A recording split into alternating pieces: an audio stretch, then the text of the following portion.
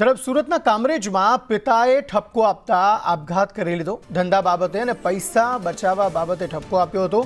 પિતાએ ઠપકો આપતા તાપી નદીમાં ઝંપલાવીને આપઘાત કરવામાં આવ્યો છે। આંબોલી ગામની હદમાં તાપીમાંથી આ યુવકનો મૃતદેહ મળી આવ્યો છે। મૃતક સુરતના સરથાણામાં રહેતો હોવાનું સામે આવ્યું છે। પોલીસે મૃતદેહનો કબજો લઈ વધુ તપાસ હાથ ધરી છે। નિલેશ પટેલ આ અંગે વધુ માહિતી આપી રહ્યા છે। જી નિલેશ, જણાવશો શું વધુ વિગતો? જી અંકિત, સુરત જિલ્લામાં ફરી એકવાર તાપી નદીમાંથી યુવકનો આપઘાતમાં મૃતદેહ મળ્યો હતો। સમગ્ર મામલે પોલીસ દ્વારા તપાસ કરવામાં આવી છે અને પોલીસ તપાસમાં એવું જાણવા મળ્યું હતું કે પિતાએ ધંધા બાબતે અને પૈસા બચાવવા માટે યુવકને ઠપકો આપતા તેણે તાપી નદીમાં કૂદીને આપઘાત કરી લીધો હતો।